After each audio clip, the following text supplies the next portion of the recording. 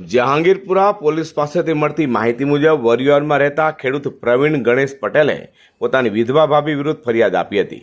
પ્રવીણભાઈએ ફરિયાદમાં જણાવ્યું હતું કે તેઓ પોતે કંટારા ફળિયામાં રહે છે અને વરિયોમાં વડીલો પાસે 7 વીઘા જમીનમાં ખેતીકામ કરે છે। પરિવારમાં 3 બહેનો પાર્વતી, મણી અને પ્રતિભા તથા 4 ભાઈઓ મહાદેવ, અર્જુન, હસમુખ અને પોતે હતા। 7 ભાઈ બહેનમાંથી ચોથા નંબરનો ભાઈ અર્જુન મૃત્યુ પામ્યો છે। અર્જુનના મૃત્યુ પહેલાં છૂટાછેડા થઈ ગયા હતા। ત્યારબાદ વડીલો પાર્જિત મિલકતના હિસ્સાની વહેંચણી શરૂ થઈ હતી। ભાઈઓ 3 સગી બહેનોને હિસ્સો આપવા માંગતા હતા, પરંતુ સ્વર્ગસ્થ ભાઈ અર્જુનની ડિવોર્સ લઈ છૂટી થયેલી પત્ની જ્યોતિ, તેની દીકરી ખુશ્બુ તેનો વિરોધ કરી રહ્યા છે અને પોતે મિલકતમાં હિસ્સો માંગે છે। આ મામલે સુરતના રેવન્યુ કોર્ટમાં 2016થી દાવો ચાલે છે। દરમિયાન ગત 26મી જાન્યુઆરીના રોજ ખેતરમાં પ્રવીણભાઈ શેરડીનું વાવેતર કર્યું હતું। તેની સામે વિધવા ભાભી જ્યોતિએ કામરેજ વિભાગ સહકારી ખાંડ ઉદ્યોગ મંડળી લિમિટેડ નવી પારડીમાં 3 ફેબ્રુઆરીએ દાવો કર્યો હતો, જેથી શેરડીની કાપણી અટકી ગઈ હતી।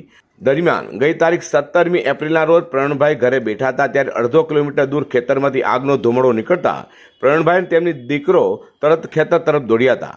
ત્યાં જ્યોતિબેન અને તેમની દીકરી ખુશ્બુ શેરડીને આંખ ચાપતા નજરે પડ્યા હતા। પ્રવીણભાઈના દીકરાએ બંનેની હરકતનો વિડીયો ઉતારી લીધો હતો। વિધવા ભાભી અને ભત્રીજીની હરકતના લીધે પ્રવીણભાઈનો 5 લાખની કિંમતનો શેરડીનો પાક બળીને ખાખ થઈ જવા પામ્યો છે।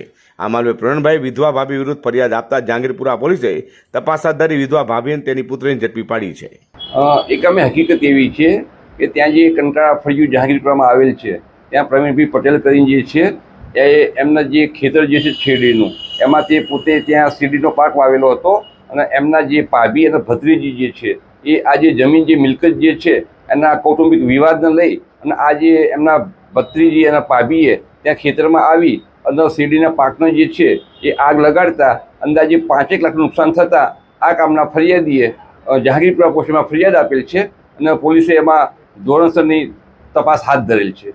વરિયોમાં 7 વીઘાના ખેતરમાં શેરડીના તૈયાર થઈ ગયેલા ઊભા પાકને સળગાવતો લાઈવ વિડીયો સામે આવ્યો છે, જેમાં માતા પુત્રી આગ લગાવતા કેદ થવા પામ્યા છે।